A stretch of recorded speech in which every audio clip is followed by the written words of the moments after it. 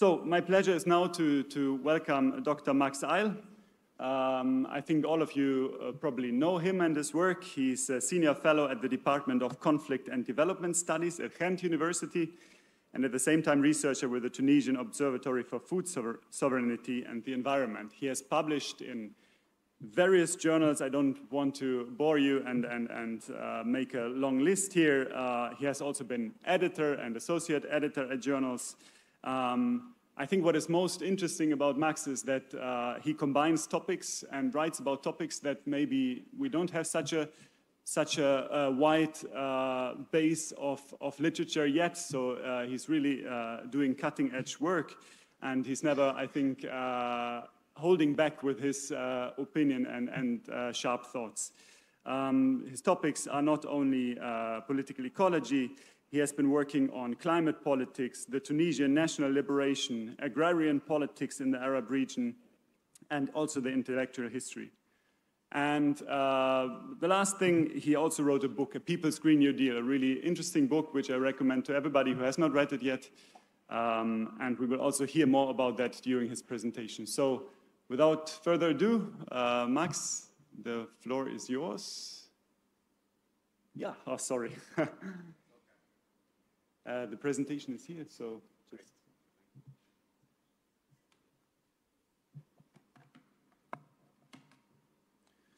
Thank you, everybody, for coming to this event. Thank you to the organizers from the faculty and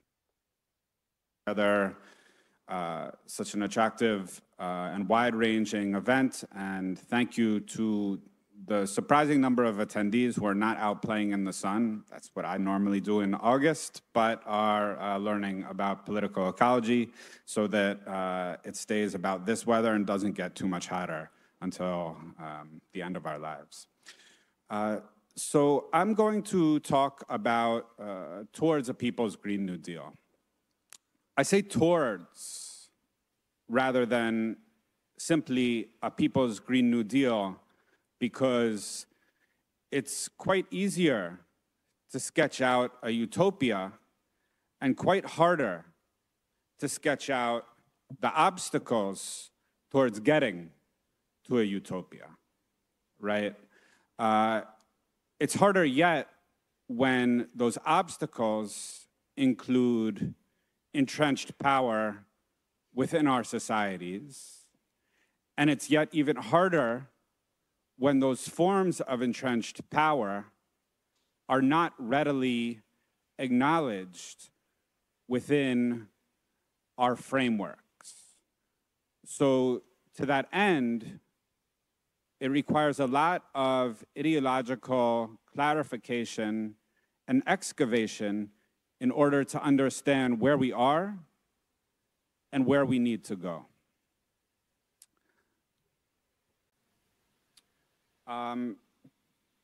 This is from Alice in Wonderland, a well-known book in the United States. I don't know how much it's been translated here, but I think it's a funny anecdote, that a funny exchange that speaks to our issues today. Would you tell me, please, which way I ought to go? Alice asked. That depends where you want to get to. Alice said, I don't much care. Then the cat says, it doesn't matter which way you go, said the cat. As long as I get somewhere, Alice added as an explanation. Oh, you're sure to do that if you only walk long enough. I think, you know, a lot of green politics can end up being, okay, we're going to get somewhere that's not here, and that somewhere may indeed be somehow greener, but what will be the social texture of that green is what's really left up in the air.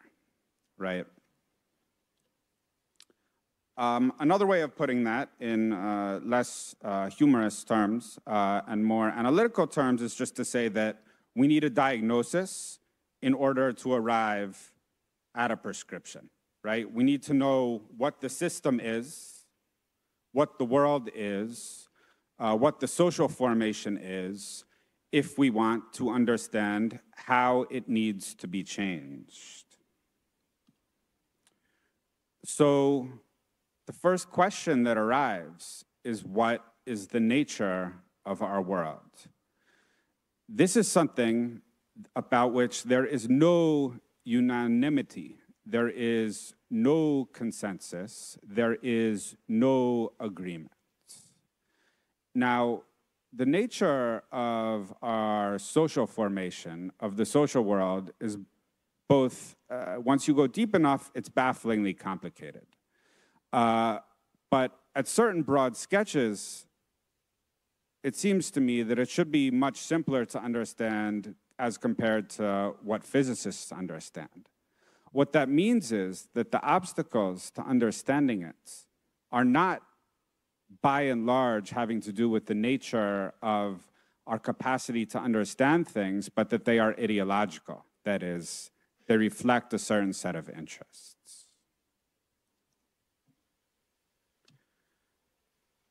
Within progressive spaces, because outside of progressive spaces are outside of the people, I hope, in the room, but in general, who I think it's worthwhile to be discussing or engaging at the current moment without consolidated worldwide anti-systemic or worldwide radical movements, is there are basically two proposals, two forms of analysis, two diagnoses that sketch out the type of world we live in, right? One proposal, this is a proposal that preeminently comes from the northern progressive left, claims that development is not polarized, that capitalism is basically flat and has secular tendencies towards worldwide proletarianization, right? In fact, a leftist version of modernization theory, that societies are generally social formations, national level social formations, national level capitalisms, are basically tending in the same formation, and that you have a basic contradiction that operates on a worldwide scale. That is the contradiction between capital and labor. This is a position you can find in the northern left. You can see it said quite explicitly, the enemy is capitalism, right? In what the material that comes from Jacobin magazine and so forth, right? This is also the position with a long history in the European left intellectual sphere, Bill Warren, Robert Brenner, and so forth. A second proposal claims development is inherently polarized. The graph is unemployment rates in 2021, right? These are our world in data. These are systematic underestimates. But nevertheless, I think they give some sketch of the idea that development looks very different in different places. That is, there are areas of the world that were subject to European colonialism and settler colonialism, with the exception of places, settler colonial countries where there was outright genocide of the indigenous population. Those have very low unemployment in general. The European periphery is a middle case. The colonized places have very high unemployment, and the colonial Euro-American countries have very low unemployment. That is, on its face, development looks very different, north and south. One explanation, of course, would say that these countries are backwards, or that they have some kind of lack, right? We can address that in the Q&A, but that is not something I'm going to directly deal with now. They also imply different political prescriptions. The flat capitalism, because it produces a worldwide working and service class, tends to focus on the northern industrial proletariat as the leading class towards eco-socialism. You find this in the work of prominent theorists, for example, the offshoots of the fossil capitalism theory, the work and a variety of other works, basically arguing that the northern industrial proletariat is the leading class towards eco-socialism. It's rare that history gives us explicit historical tests of our hypotheses, but it's very clear, based on history, that the northern industrial proletariat has been very bad at producing social revolution. In fact, social revolution comes from the zone of storms. Polarized capitalism offers a different set of social agents. That is what we can call the semi-proletariat. Peasants, peripheral industrial labor, third world working class women, also the group of populations classed as indigenous. These then are the leading class, producing contradictions and ruptures in the weak links of the world system, and that this is the transition to eco-socialism. These are widely different prescriptions. These are widely different strategies and wildly different strategies for social transformation. And they, in fact, demand very different forms of internationalism and international class alliances. The latter position does not exclude a role for the northern working class and northern service sectors, particularly in a context of increasing polarization within northern societies. But they do require a reshifting of the imagination of politics in order to understand the type of internationalism that one wants to forge. What is central in understanding the polarized level of development and the international division of labor is the question of imperialism, including ecologically unequal exchange, very central to our concerns today. Imperialism, roughly speaking, is a historical stage in which strong nation states take control of the productive forces of weaker nation states, including through settler colonialism, and use them to maintain polarized accumulation, including value flow, and ensure the political architecture that maintains this process.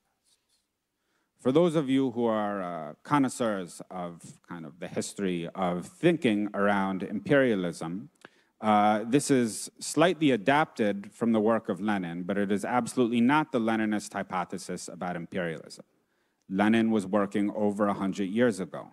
We are not dealing with religious texts. We're dealing with interpretive social science trying to understand our world as we live today. Put down Lenin, read it, and then put it down. Don't pick it up too much. It is not helpful as a guide to the year 2023. This is much more taken from Amilcar Cabral, who was writing in the 1960s and early 1970s. I think he had something much more incisive to say about neocolonialism and colonialism. I'm going to return to this question of ecologically unequal exchange after we discuss imperialism a little more. Imperialism at the current point is the stage of late monopoly capitalism. It's a sociological phenomenon. That is, it is something that's occurring between societies, within societies, and is something we need to understand historically as a power dynamic, right? It's not just a set of trade flows. Imperialism is not trade. When you go by, when a country engages in trading practices, this by itself is not imperialism. If you reduce this to its reductio ad absurdum, you would find that when you go to the grocery store, the grocer is engaging in an imperialism with you. This is not the case, right? We need a stronger analysis. Imperialism, at least one index of imperialism, is value flows. That is, countries extracting surplus value from other countries, which we can see, for example, when productivity is equal, but returns to labor in price form are not. So, for example, there's well-known calculations showing that if an iPhone were produced in the United States instead of throughout East and Southeast Asia, and labor was rewarded as it's rewarded in the United States manufacturing sector, an iPhone would cost $29,000, right? None of us would have iPhones at this level of fair trade. right? This is indicative. This is not, the world system wouldn't function if labor was rewarded that way, right? We would have a very different world system. This is meant to give some type of indication of what we're talking about.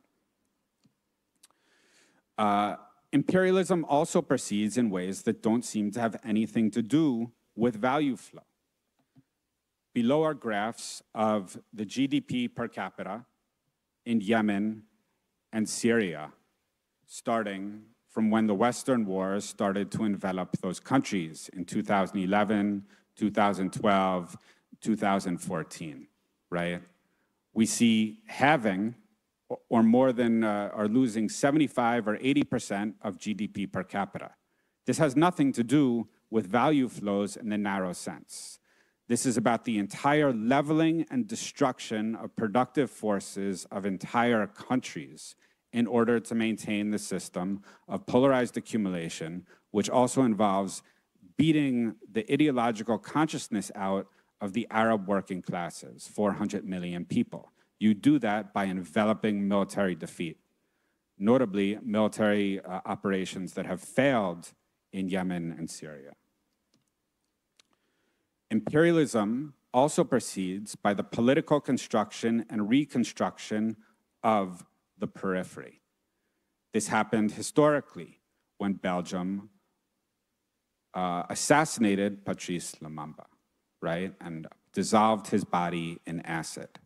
This tends to be much more acknowledged, including in Belgium today, and it tends to be condemned in progressive spaces.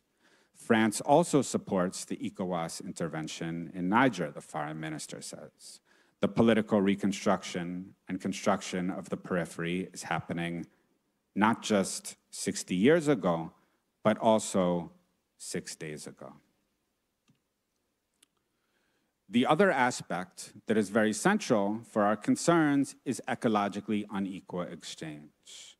What this refers to is not only the uneven ecological effects of imperialism and accumulation on a world scale, but also, and much more importantly, the social manifestations and repercussions of this process of ecologically unequal exchange, right? This was, in fact, a conscious decision of the northern states to offshore their most polluting industrial plants starting in the late 1960s and early 1970s.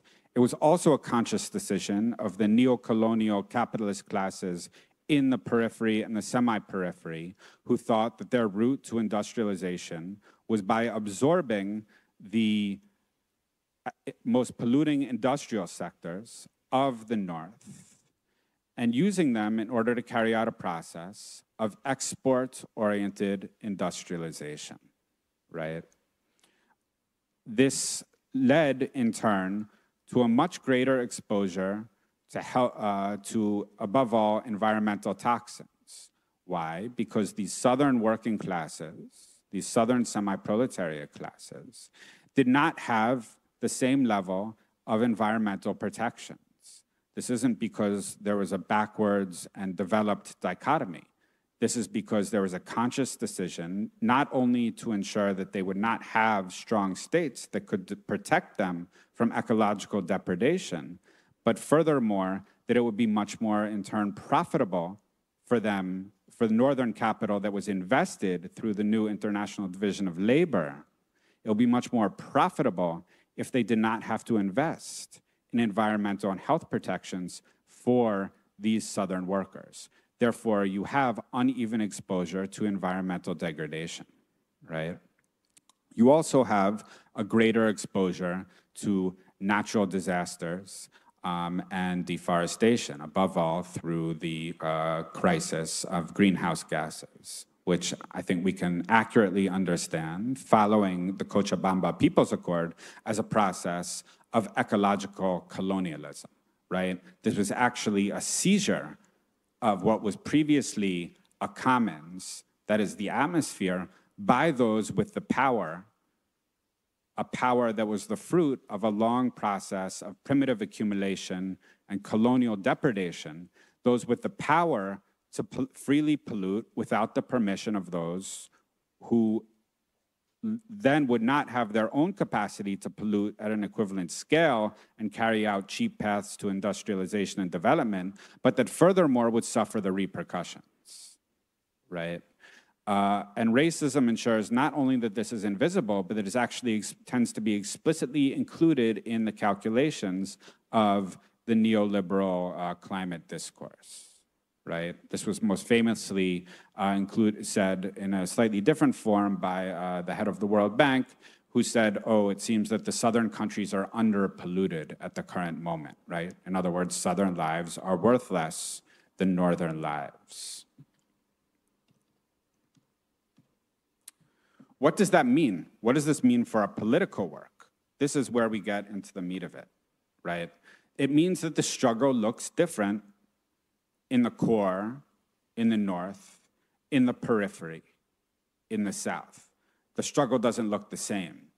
It doesn't mean that there isn't one joint struggle. It doesn't mean you don't have an international front in order to build a different world.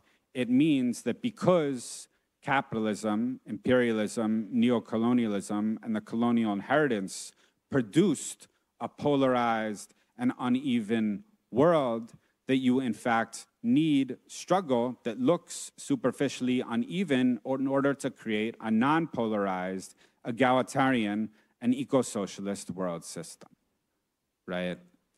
Some of these aspects other people are going to cover in much greater detail. I will fixate a bit on one of them because I think people will discuss it less. But what I think the northern face of this struggle involves are legitimate aspirations, struggles, and achievements leading towards the full decommodification, which probably proceeds through nationalization and state-directed investment, although not necessarily full state control of necessary services like healthcare. For example, as you probably know, in the United States, we have no universal healthcare system. That also means improvements in the quality and ecological lightening of those necessary services. Take again something like health, and again take the United States health sector, right? The United States has one of the most carbon dioxide intensive health sectors, if not probably the most intensive in the developed world, with the worst health outcomes because of the technology intense and reactive nature of medical care. In comparison, the Cuban model uses community-based and prophylactic approach to health. It avoids health problems occurring before they develop into cancers or other types of necessarily technologically intensive interventions. It uses almost no greenhouse gases and achieves superior health outcomes to those of the United States. This does not mean you want the developed world to look like Cuba. This isn't going to happen. What it does mean is that we need to think about what we can learn from the Cuban model in terms of reconstruction of healthcare systems, right? Health is also a very telling indicator for north-south income flows and value flows. Take an example. The nursing sector and the home health aid sector in the United States has a disproportionate percentage of healthcare aid workers from the Caribbean, which are historical victims of US neocolonialism, including serial coup d'etats, including an ongoing intervention in Haiti, which is barely discussed, right? Which also includes, of course, the flight of skilled professionals from Cuba, which is under onerous US sanctions, and also delegates to Cuba who come back to the United States are harassed by the Homeland Security apparatus in the United States. This also is the fruit of a widespread migration of nurses from, for example, the Philippines to the United States. That is, nurses are grown, fed, and trained using the social resources of the Philippines. Because wages are low, they flow to the United States. There's a massive disparity between per capita access to nurses in the Philippines and the United States. that is also the result of history. The US has constantly supported the neo-colonial forces in the Philippines. The US has terror listed the forces fighting for agrarian reform in the Philippines, which is the only way that you can actually eliminate the surplus levels of unemployment in countries like the Philippines, put people to work, productive, meaningful work, who are currently in the slums, or who are living in tiny plots, or for that matter, who are producing bananas and pineapples at wages of 30 cents a day, and in fact, suppress wage levels such that nurses choose to go from the Philippines to the United States, right? So when we think of the reconstruction, that is the decommodification, the nationalization, the community control of things like health infrastructure or absolutely anything, we have to think on a world scale unless we want to be produce progressive movements that are actually taking as a given neo-colonial patterns of control of the periphery.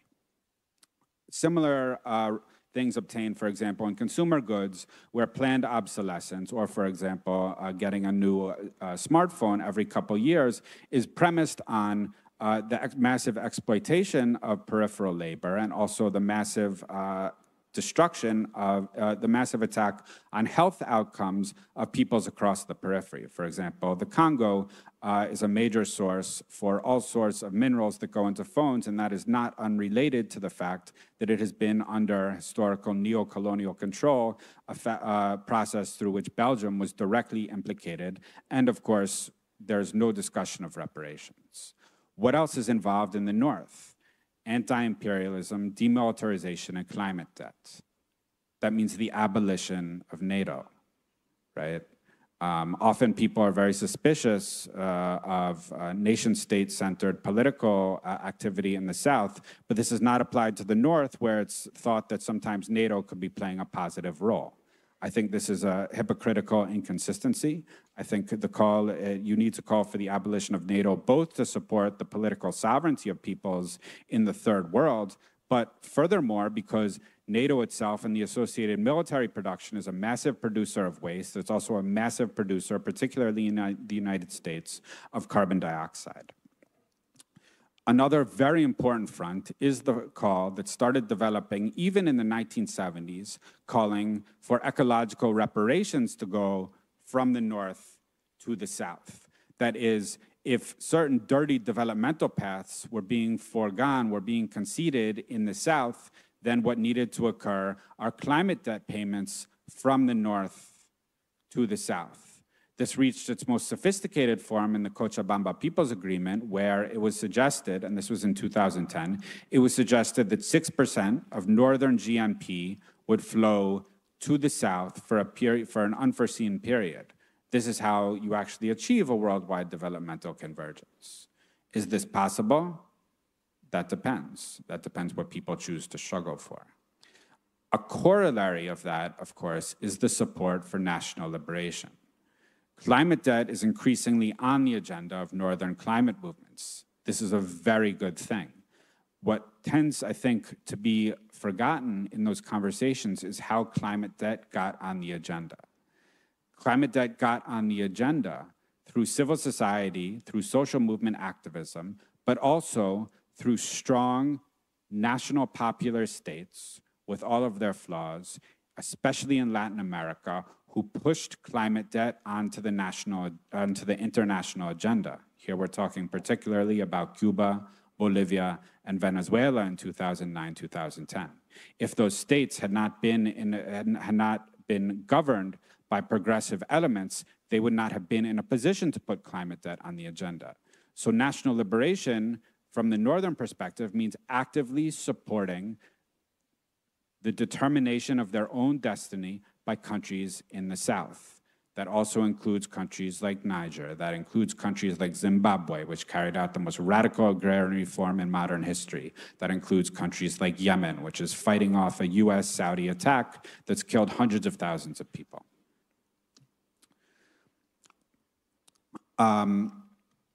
What is the southern face of this struggle? The southern face of this struggle has similarities and differences to the North, right?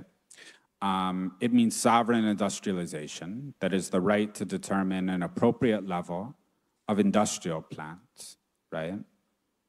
That includes agrarian reform. There is no development possible in almost any country in the periphery, in the third world, without an agrarian reform. An agrarian reform would also be quite appropriate for the northern countries, although it tends to be off the agenda, right? Agrarian reform in the north would actually allow for a much more careful and conscientious management of the landscape, which could in turn lead to wide-scale carbon absorption from the atmosphere and would also lead to vastly enhanced biodiversity outcomes if you pair it with agroecology. That is, the elimination of the use of pesticides and large portions of the industrialization of agriculture and their replacement with ecologically sustainable forms of farming, right? The precursor to that, I think, is breaking apart the widespread unequal agrarian structures that are endemic in the third world. In the third world, that also means national liberation that we were just discussing, and delinking, that is breaking from the worldwide flows of commodities and value that characterize the international division of labor, right? That also means ecological planning, right? That is deciding what should be produced, where, and how. You need a widespread process of planning. You also need a widespread process of planning in the north. A state is a necessary but probably insufficient element for widespread ecological planning. Probably many of you are familiar with probably entirely unproductive polemics around growth and degrowth. I think the degrowth camp is, of which I'm a fellow traveler, is basically united around the idea that it's very simple, in fact. Some things are going to grow, and some things are going to degrow. Degrow the military in the north, degrow industrial agriculture in the north, degrow technologically intensive medical interventions in the north, grow community-based preventative health care in the north, grow agroecology in the north, grow train systems in the north, grow relatively dense human planning patterns in the north, grow sustainable forms of urban planning in the north, right? Some things need to grow and other things need to degrow. It's very clear. What things need to grow and what things need to degrow is a matter, of course, of social contestation. It should not be decreed from above, but we also have a good amount of social scientific evidence of what needs to grow and what needs to shrink. I'm going to end with Greta Thunberg, who, although she's like 14 or something, has been somewhat ahead of a lot of progressive movements. She was defining our current system as a system defined by colonialism, imperialism, oppression, and genocide by the so-called global north to accumulate wealth that still shapes our current world order. I think that's a good starting point for understanding what is the basis for what needs to be overthrown in order to actually produce a global people's Green New Deal. Thanks very much.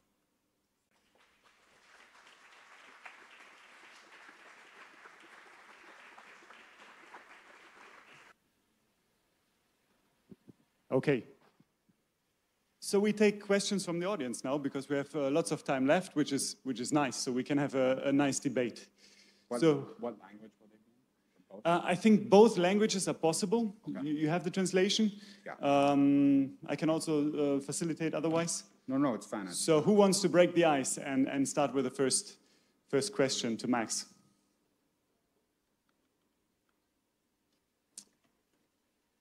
Yes. Yeah. Hi, thank you for the presentation. I have one question, but it's not so much about the presentation, but at some point you mentioned the theory of the weak link, and I don't know what it is, so. Okay, thank you. Yes, I did not say what it is. I mean, the theory of the weak link is a classical hypothesis from Lenin, basically stating that you were most likely to see massive social eruption or revolution in the weak links, that is, the underdeveloped zones, the zones that were comparatively having lower levels of per capita industrialization and so forth in the world system. That is because these were the weak links in the chain of value, in the chain of worldwide monopoly capital, because they had relatively less developed forms of ideological control, also because people were relatively poor. You are more likely to see revolutions and massive social revolts there, right? So it was kind of a hypothesis that was very much borne out by, I think this was in the early 1900s. This was has been very much borne out by the past 100+ years of social and political history.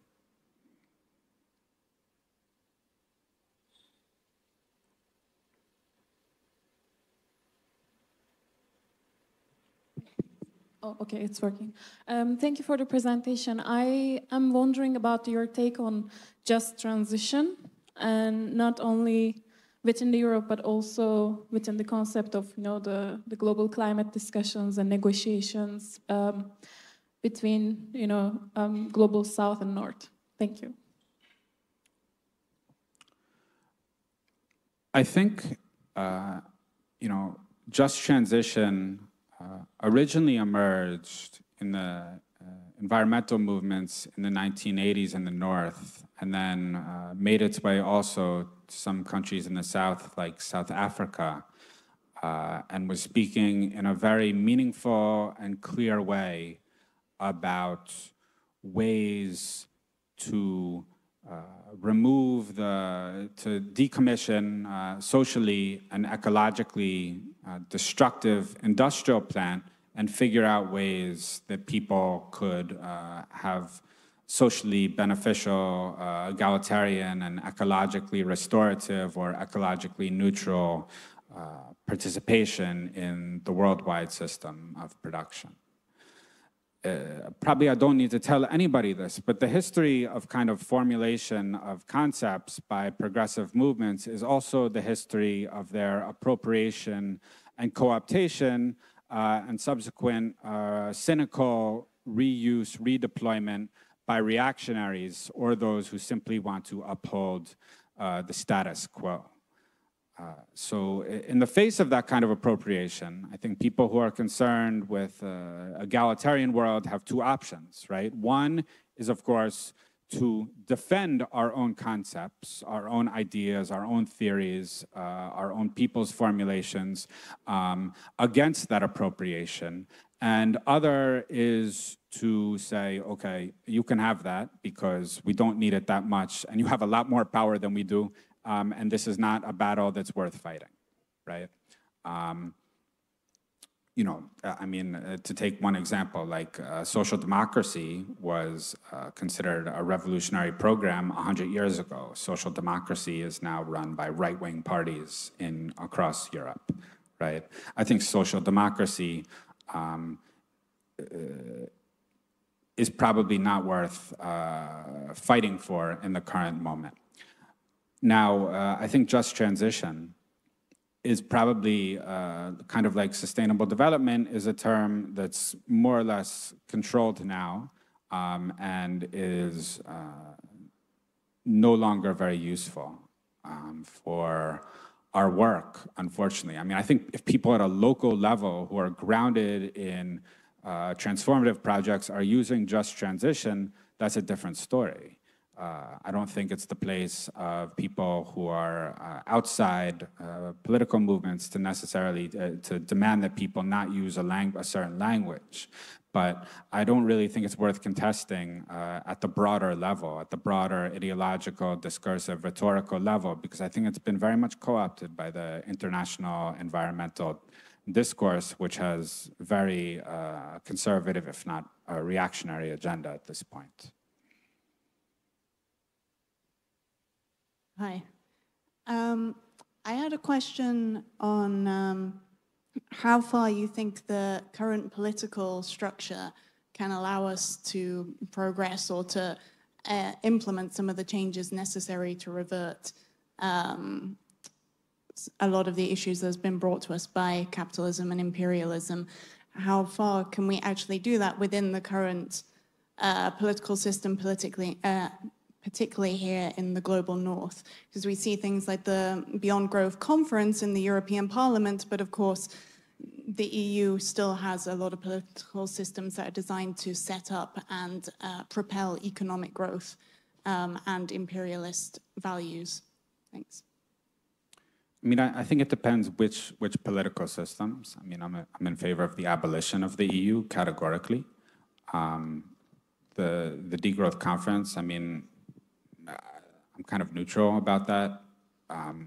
You know, Ursula von der Leyen, I mean, is a warmonger and has her hands bloody with Palestinian blood, and I don't think she has the right to determine anyone's political fate. But at the national level, I think there's lots of opportunities for taking local, municipal, regional, or even state power in the north. I think Mélenchon has achieving a very wide resonance over there, in France, for example. But I think that it has to, for one thing, the recipe for it, I have no idea. And I always tell people that like, if I had the right idea for doing it, I would definitely be doing it. And then you would know me maybe for having the right idea and for actually being successful in carrying out like emancipatory political work, which like nobody should know me for, right? Because it would be a lie. But so I talk about these things instead. So I don't really know like what to do. Or what is to be done. But I do think that there are spaces for national level political struggle. I'm not an abstentionist. I think it can be useful to get our own people, once we decide who we are and what our agenda is, and to get our own people into office in various places. I mean, I do think you have actually much more radical legislators in the EU Parliament, which nevertheless should be abolished, representing national states. We don't have that right now at all in the United States, despite a lot of propaganda about figures like Ocasio-Cortez. It doesn't mean it can't be done. It also, I don't expect change to come through the state in kind of very well established, at the national level, in very well established capitalist democracies with massive systems of ideological control like the United States or Germany, for example. Davor Inžnidarić, I have a question for you. You said you talk about South inequality and injustice, ne? Or I just postavil vprašanje na slovenskem jeziku, bom lažje govoril. Govorili ste o jugu, da je dejansko jug nerazvit, to vemo zaradi kolonializma, zaradi izkoriščanja. Vendar tudi v Evropi obstajajo območja in pa države, ki se prav tako soočajo s številnimi okoljskimi problemi in so dejansko bila podvržena tudi izkoriščanju ali pa okoljski degradaciji in pa uničevanju. Se vam ne zdi recimo, da je za nek ustrezen ekološki nivo potrebno doseči tudi ekonomski nivo posameznih prebivalcev? Namreč izhajam iz regije, ki je oddaljena iz Ljubljane približno 60 kilometrov, ki je bila v preteklosti dejansko zelo razvita na račun rudarjenja in energetike, vendar na drugi strani na račun okoljskih degradacij, ki so danes, recimo, ko je rudarsko-energetska dejavnost uničena ali pa se je zaprla, dejansko sama ne more reševati svojih ekoloških in tudi družbeno-socialnih problemov. Še enkrat vprašanje, menite, da je za ustrezno sanacijo potreben nek družben konsens, naj si bo to severnih držav, razvitih držav kot pomoč jugu in pa tudi države kot razvitega sveta, da se ta območja dejansko lahko izenačijo in zmanjšajo neenakost in nepravičnost v prostoru.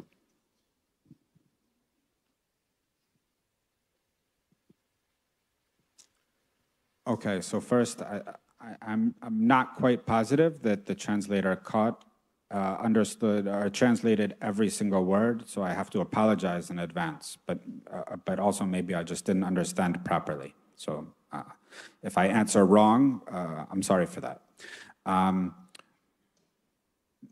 You know, when we talk about global north and global south, or core and periphery, first of all, these are just kind of organizing concepts to help organize our thinking. They aren't straitjackets. They aren't demanding that we think in very narrow terms about these issues. There are countries, of course, in the north, as we saw,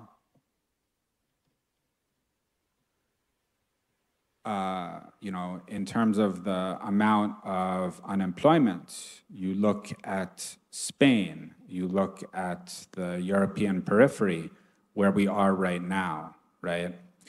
Also the post-socialist states.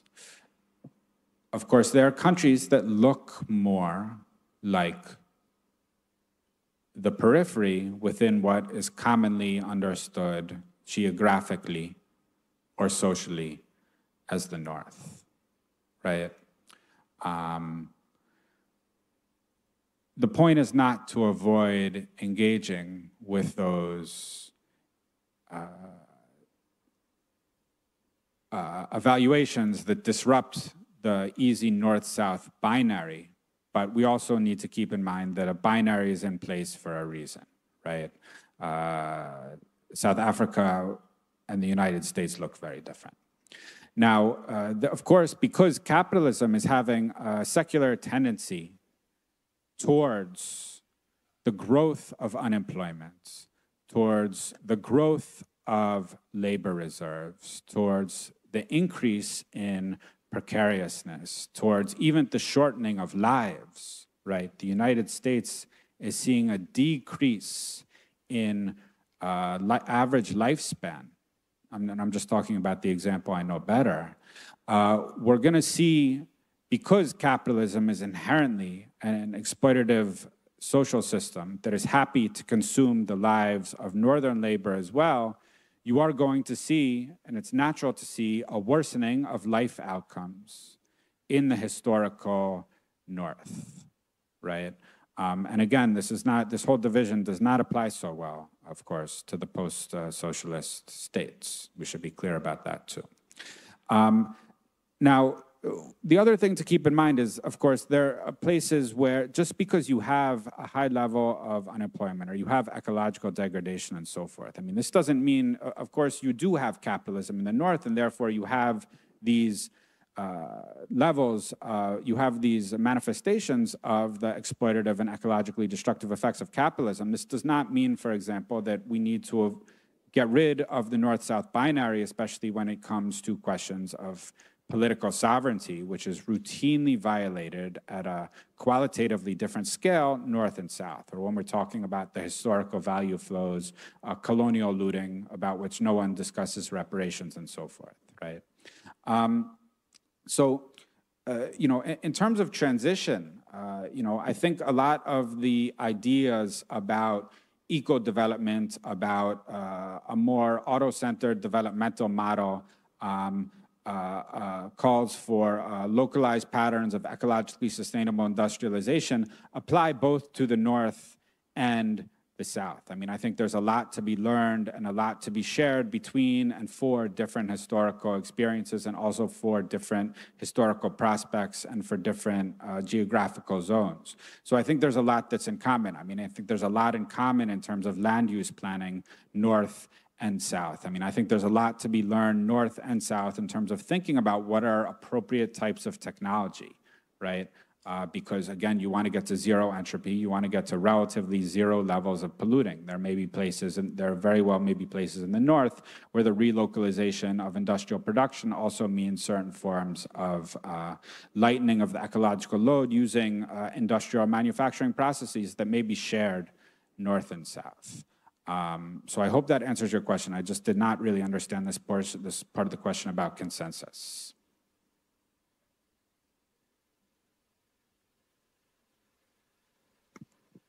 Yeah, hi. Okay, in English. Yeah, I've got 2 or maybe 3 questions. So we have some time left. 2 of them are a bit more polemical, okay? The first is a bit less. You wrote a well-known book on the Green New Deals. And my question would be, how do you see the, let's call it eco-modernization processes of the existing states, you know, that see that the environmental crisis is endangering their existence also in a sense?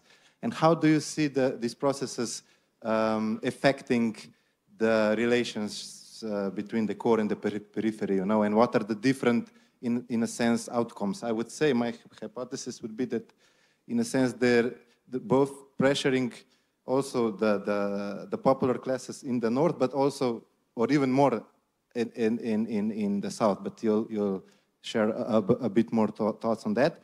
And my second question is, as I said, a bit more polemical. You said, okay, drop Lenin because he's not really relevant in that sense, but maybe let's say, in a sense, maybe you are picking up Lenin's other idea, also connected to imperialism, the idea of workers' aristocracy in the center, you know, seeing the popular classes as, you know, totally sold out, yeah, to the, you know, mode of living, the imperial mode of living, as the German theoreticians has called it, and seeing only the progressive possibilities in the south, you know, and you're mentioning the different struggles there.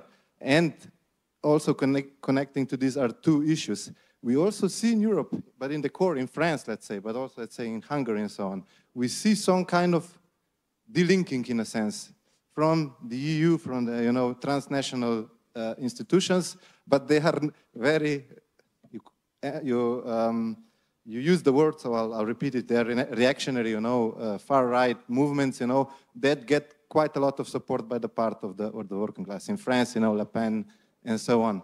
So what's your view on that? You see, probably national liberation, in a sense, is not always can be thought as a progressive thing. And the third question, or the fourth, sorry. Maybe I'm happy to answer all 3, but I'm going to forget part of the first 2.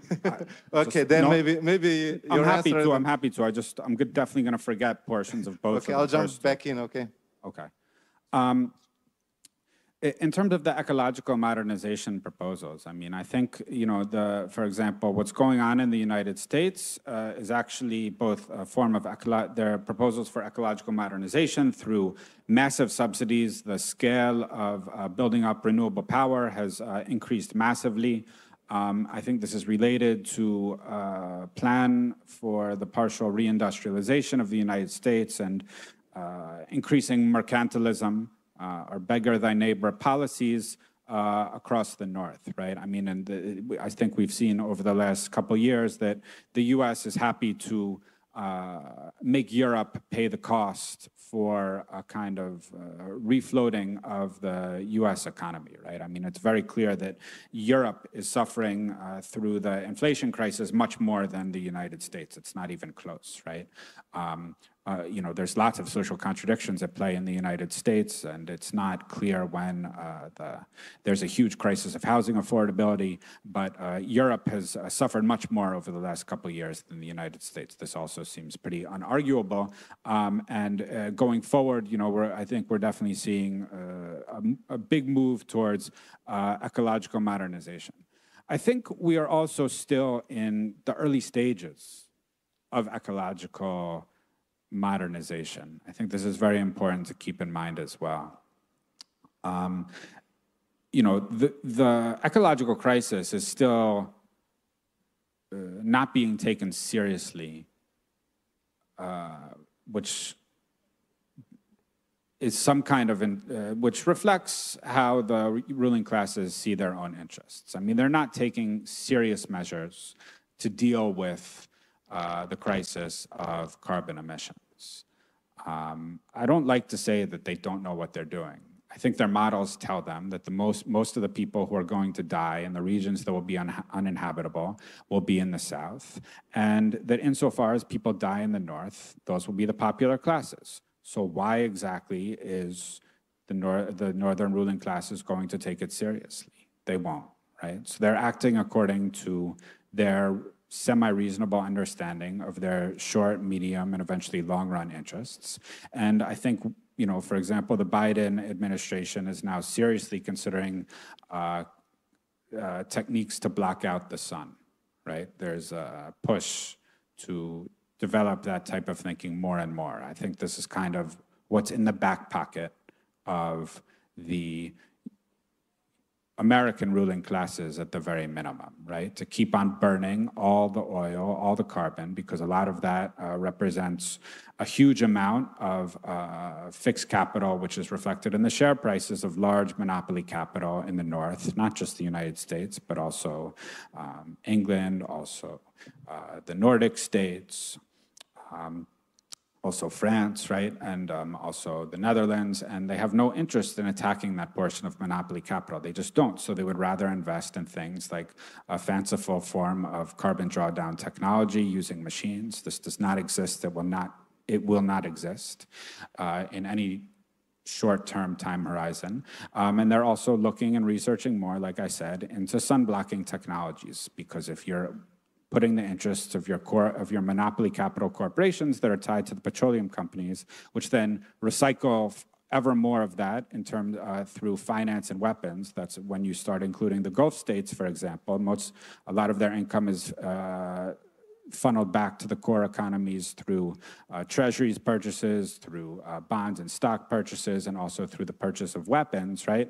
Then you see a large amount of entrenched interests in the current system, the current system of extraction. And I think this very much accounts in a rough and ready way for the larger portion of the paralysis when it accounts for the attempts to scale up rapidly renewable energy. I mean, that said, we are seeing some forms of ecological modernization. We're especially seeing a substantial ramp up of renewables construction in the United States and to some extent in Western Europe. And this also reflects the interest the ruling classes have in doing something, just not enough from our perspective, about global warming, because they have the same models in front of them as we have in front of us. And they could see, okay, we can tolerate, or we think we can tolerate, a certain amount of global warming, but not more, right? We can deal with 1.5 or 2 and 2.5 degrees.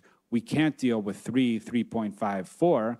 Okay, so we're going to calibrate our ecological modernization in line with these types of survival expectations. That's basically how I see it. I mean, the elephant in the room, of course, is that the country that is bringing renewables on scale at a qualitatively different level, of course, is China, right? About which it's probably unproductive to go into too much, but the US is definitely viewing China as a systemic threat to the current system. You know, where all this will lead, I don't know. You know, a lot of these are emergent policies, and we don't know where they're going to lead. It's clear that the cost of it at the broader biospheric level, in terms of ecological colonization, in terms of what are called externalities, are primarily being borne both in the south, but also in the north. I mean, for example, that we see heat waves across southern Europe, and this is because the southern European populations, the working classes, are also considered expendable by capital. I mean, there's not a situation, it's not like capital is drawing that much of a distinction between these different working classes, except to the extent that those working classes are part of a social compact. Right? So it's happy to burn them up too. Now, this very much relates, I think, to the second question about labor aristocracy. I think there's two faces of it. I mean, I think there's the economic face, and then there's the political face of the question.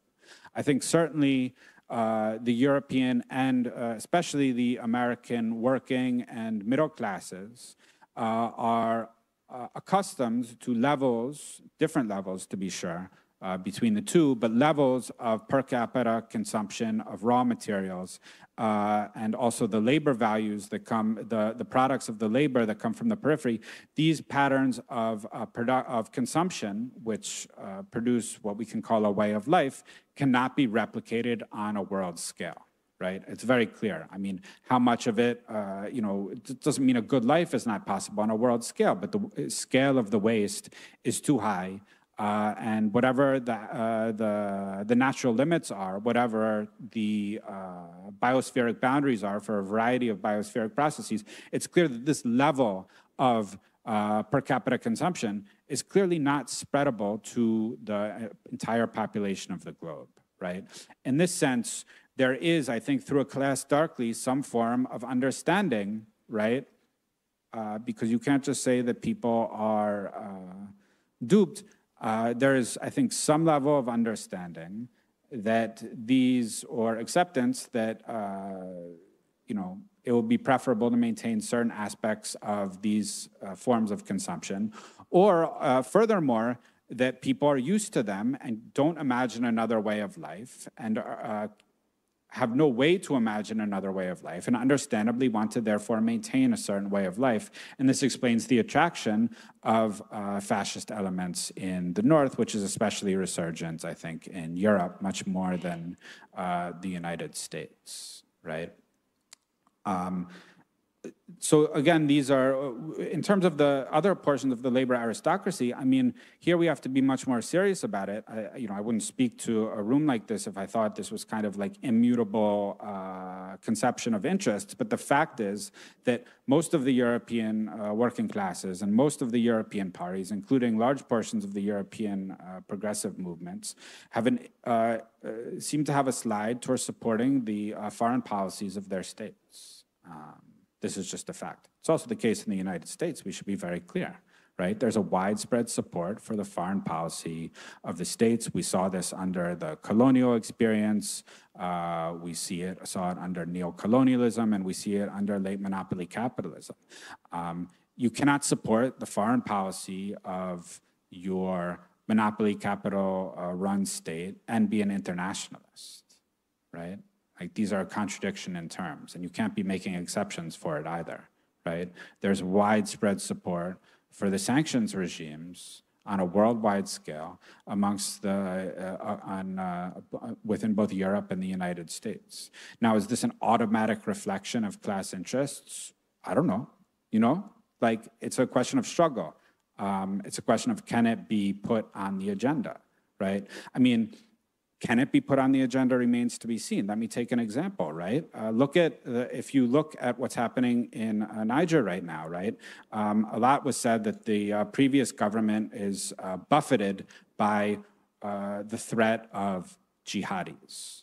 Now, once you leave Europe and the United States, everyone understands that the social form called a jihadi is actually fueled ideologically and in terms of its military logistical operations by the US proxies, primarily the Gulf states, right, with the full approval of the United States and Europe. I mean, the Lafarge cement company, which is actually a French cement company, which was actively involved in plundering Tunisia, now actually has been very well documented. This is not like what's called a conspiracy theory, a horrible word, which does not clarify anything. It's very well documented that it has been actively engaged in coordinating with Daesh, with ISIS, right? This is not like a conspiracy theory. It's reported in like papers, right?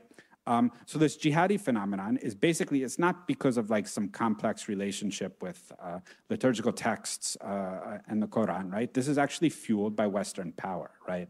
Okay, well, why isn't this on the agenda, this form of destabilization? Well, you know, leading left-wing journals in Europe and the United States actually present this form of jihadi the same way the New York Times presents it, which is as some kind of evolution of social contradictions in, who knows, Iraq, Nigeria, Mali, whatever, and getting activated by certain forms of reactionary Islamism, right? And these authors, I mean, there was a recent article in New Left Review that was written by someone who consults with NATO. So how are the northern working classes and progressive movements supposed to adopt an anti-NATO position when the ideological material for our thinking comes directly from NATO and NATO-aligned think tanks. It's not possible, and there's no accountability for it, and there is not even discussion about it within Northern progressive spaces, right? This is a recipe for the ideological reconstruction or the ideological stabilization of the workers' aristocracy, precisely because there are not alternative ideological options placed in front of people to understand the world we live in, right? So, you know, again, I don't think the identification, I don't think workers in the North have an automatic, they have a historical identification, but with the foreign policies and of their states, it's ideologically produced in history. And if we want to test if it's a real hypothesis, then we need to struggle ideologically against the forms of thought that actually stabilize the hegemony of an aristocratic consciousness within those working and popular classes, right? Which includes the struggle against it within the space, which is very opaquely called the left. And oh wait, there was one more point. I'm very sorry. That was way too long an answer. There's one more point. This question of national liberation. National liberation is not support for the foreign policy or the policies of a state, right? National liberation, we go to Cabral. National liberation is the struggle for the freedom, the liberation of the productive forces from foreign monopoly control, and also the domestic bourgeoisie. That is national liberation. National liberation is not the same as self-determination, and it's not the same as national sovereignty, right? It's distinct. I mean, it has a clear anti-capitalist denotation, right? So I think it's important to keep that in mind. This is why I say go back to Cabral, because he's actually a very important theorist. And I didn't say get rid of Lenin. I said pick him up, read him, then put him down and read other things, right? Hello. Oh, here. Can I? Oh, first of all, thank you very much for your talk. It's here. Oh, sorry. Sorry. Just, Yeah. Thank you. Thanks for the talk. My name is Gabriel. I'm from Brazil. I work in Vienna. I wonder, I would like to hear your take on the energy question or the energy issue or the idea of an energy transition, especially in the global north or the imperial core countries.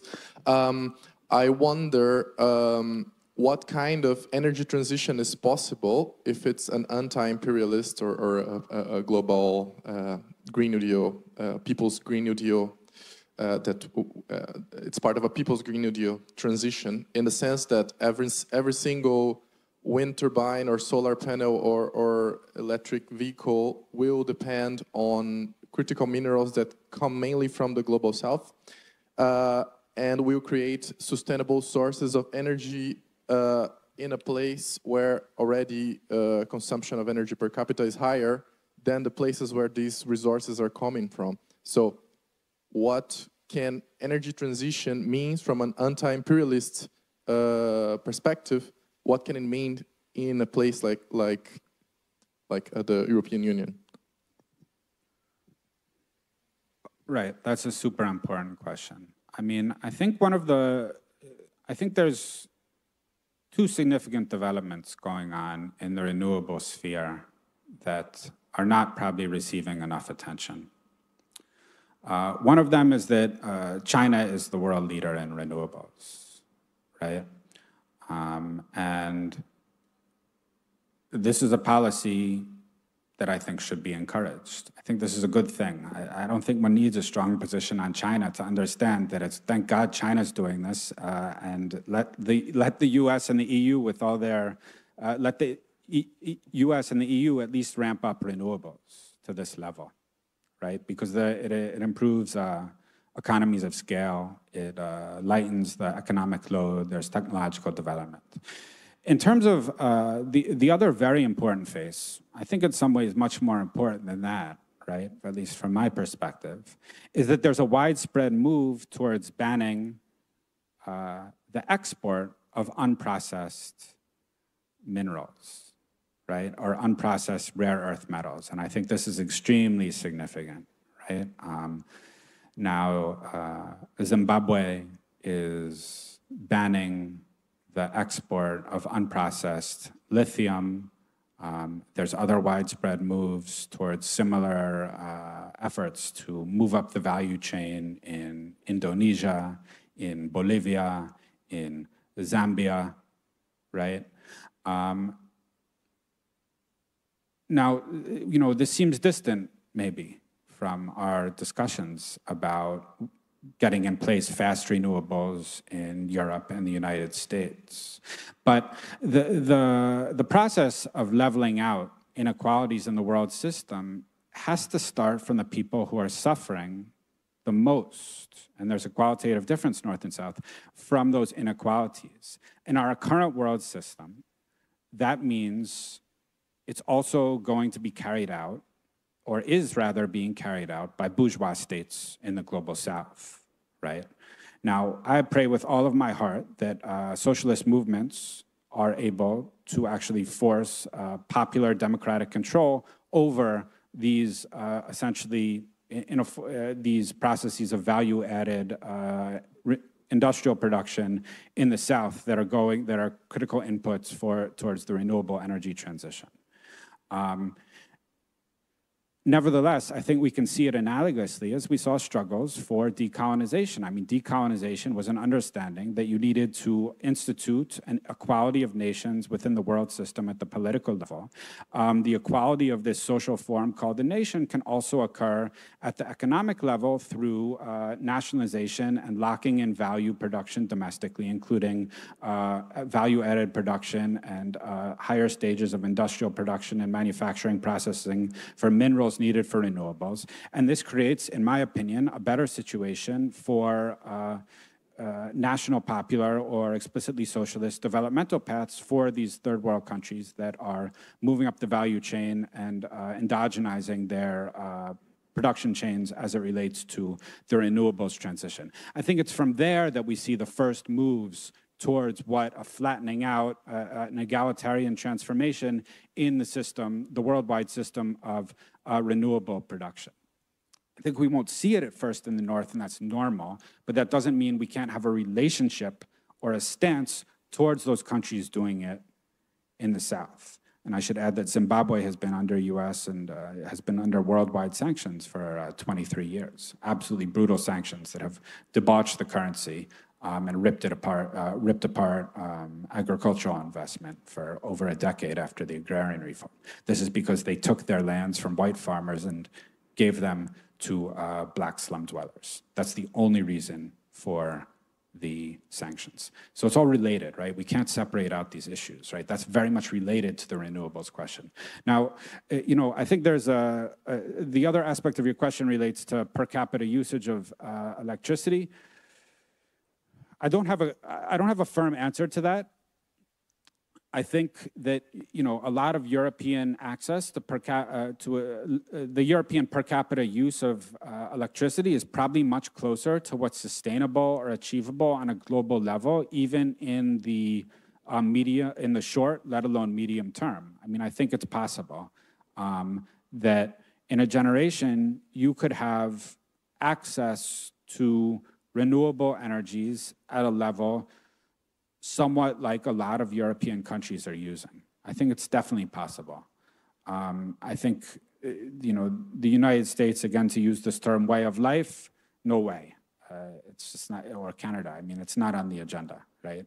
I think and I think that's okay also. I mean, I think that a lot of energy use is inherently wasteful, and that you can, I was talking about it with respect to the greenhouse gases and therefore also the energy use related to medical technology in the United States.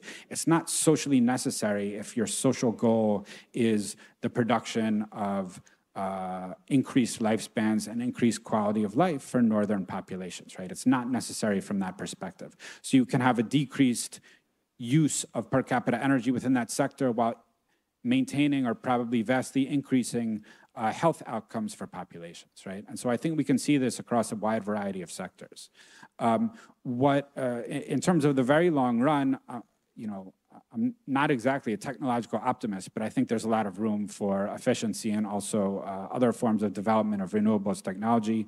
There historically, of course, has not been heavily invested in terms of research and development for obvious reasons, having a lot to do with the domestic power of the monopoly capital power of the oil and gas industries in the north. And I think if you saw massive state-directed investment, you might see very good outcomes. While nevertheless, I think being clear that you need some level of shrinkage in places certainly like the United States, Canada. I think it gets much more complicated when it comes to the short term. I don't have an answer to that. If we really wanted to keep global warming below 2, say, 1.5 is lost, below 2, then you would need a shrinkage, including in Europe, of for 10 or 15 years of per capita access to energy. Right? Politically, I should say organizationally, this does not seem likely, given the state of progressive movements in the North at the current moment. If you wanted to preserve, minimize this kind of massive ecological damage, that would be the call. I'm not against that call. I think people, all people, it could be, not all people, a lot of people, could be receptive to that call. But I think it also requires being honest about it. Will you accept some sort of reduction, which doesn't mean an austere lifestyle? Will you accept some form of reduction in your per capita energy use to really preserve the planet in great shape for your children and grandchildren? I think people might be able to say yes, but do we have political organizations that are capable of conveying that message on a wide scale right now? Definitely not, right? So I think we have to decide. Thank you. You mentioned the problem of NATO. I myself have divided opinions about that institution. I come from a country that it's member of NATO, and we received possible military threats from a neighboring country 2 days ago. You also mentioned that it's easier to picture a state of utopia. And my question for you is, do you see that within current geopolitical situation, it is possible to abolish or shut down NATO? Thank you. Yes. I think I think the U.S. has been very largely responsible for the creation of the current crisis. It might not be a majority opinion in the room, but that's my position. And I think that, yes, you can call for the abolition of NATO. I think most countries in the world, with the exception of the U.S., are not interested in escalatory nuclear exchanges, which is kind of the end game of current confrontations. And I think reasonable security arrangements can be secured for countries within the world system. I think it's going to be messy. I think it will require compromises. I think it will require people and states are not going to all achieve their maximal outcomes. And I think that's preferable to meat grinder that's destroying an entire generation of young Ukrainian men, where hundreds of thousands of them are dead or crippled in this war. And I think it needs to stop yesterday.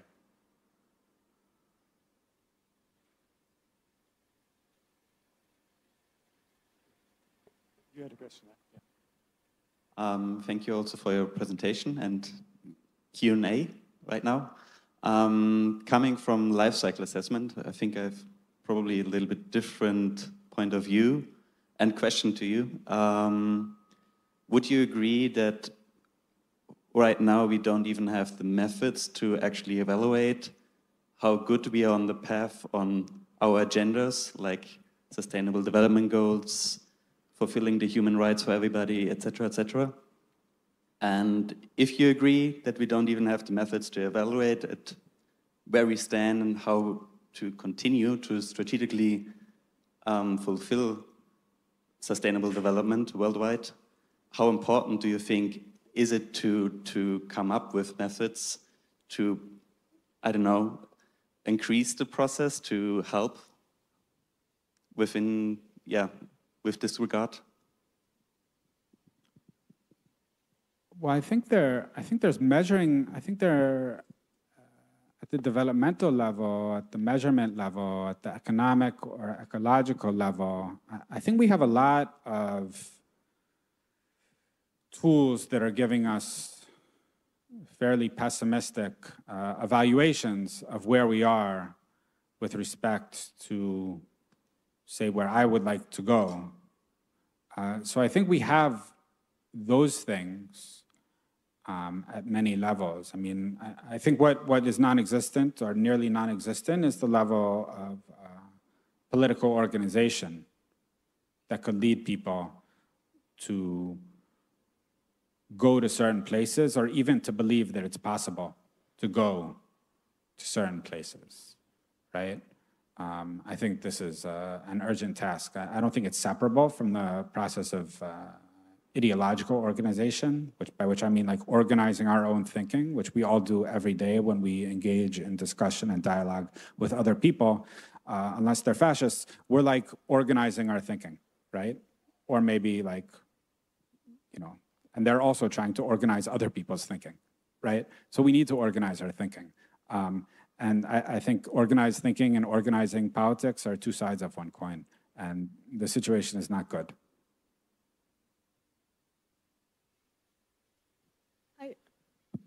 Hi, and thanks for the presentation and discussion. I was wondering how you envision inclusion and equitable participation of different people in shaping the People's Green New Deal. Thanks. Yeah, I mean, I think this is a super important question, and I barely touched on it. I mean, I think it's very essential, right? I think you need, you know, I'm a defender of the 20th century's attempts to build socialism, not because I think they were without flaws, but I think since 1990, the world has gotten much worse.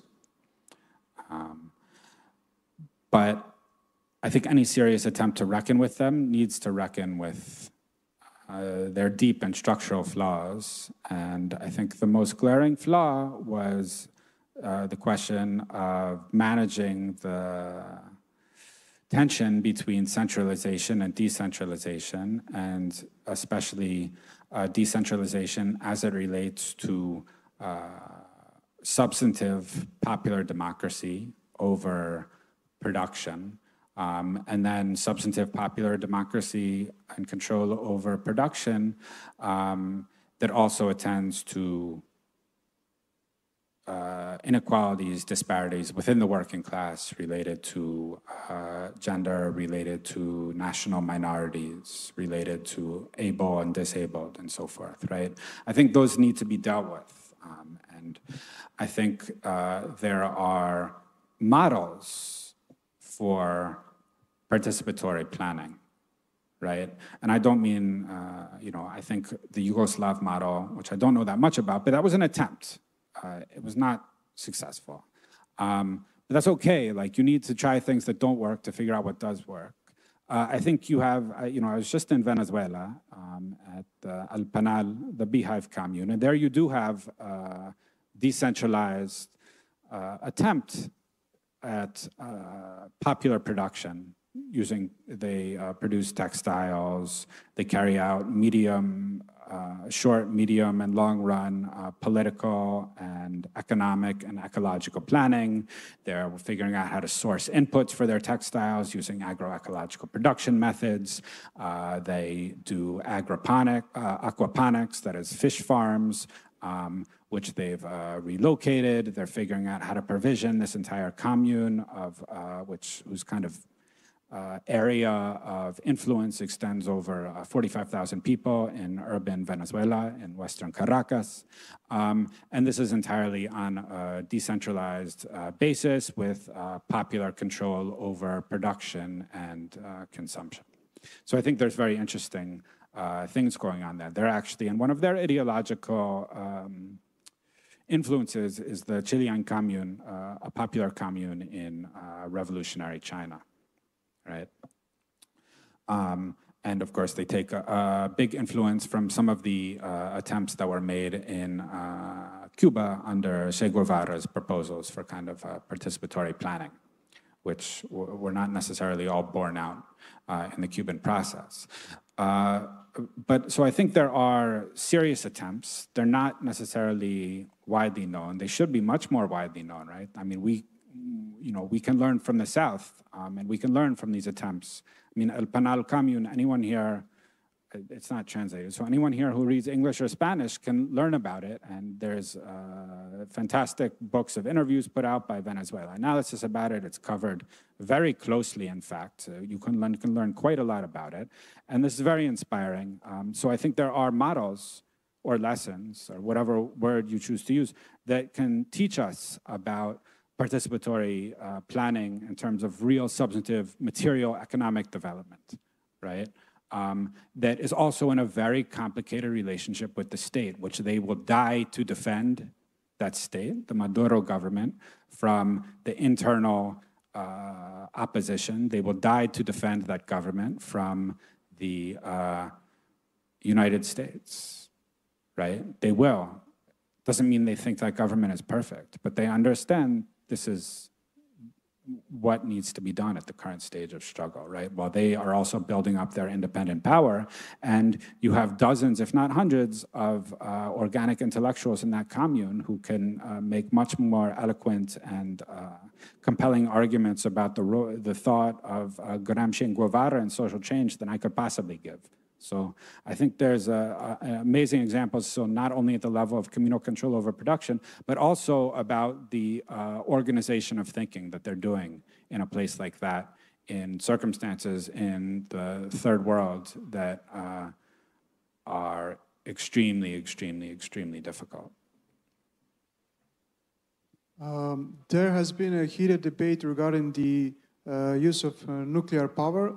And that has caused divergences in EU policies recently. What I want to ask you, what is your opinion regarding that? And does nuclear power have its place in the future of our transition towards green future? To truth be told, I don't have a firm position on nuclear. Most people in my camp, loosely speaking, are definitely against nuclear, but I haven't looked into it seriously enough to really be able to provide my own answer. Okay, I think we have time for one more question. Yeah. Yes. Thank you for your talk. I have one comment and one question. Let me start with the comment. I'm here. Sorry. No worries. It's a big room. Yeah. I was a bit surprised that you dismissed the debate around degrowth as unproductive, because I think very much that the debate about growth, degrowth, is very important, because degrowth kind of confronts us with this ideology and this destructiveness of growth, and that capitalism very much needs this growth to reproduce itself, with all the violence and destruction, socially and ecologically, that is associated with it. So I think Jason Hickler and the other degrowthers, they laid out very clearly that we need this confrontation and this idea of degrowth and everything that is connected with it, or like agroecology, for example. So yeah, I would say we actually, it's a very productive and very necessary debate that we have this, because also this growth ideology and growth orientation of our economy eats up all the efficiency gains, all the progress we make towards more ecological ways of producing and consuming.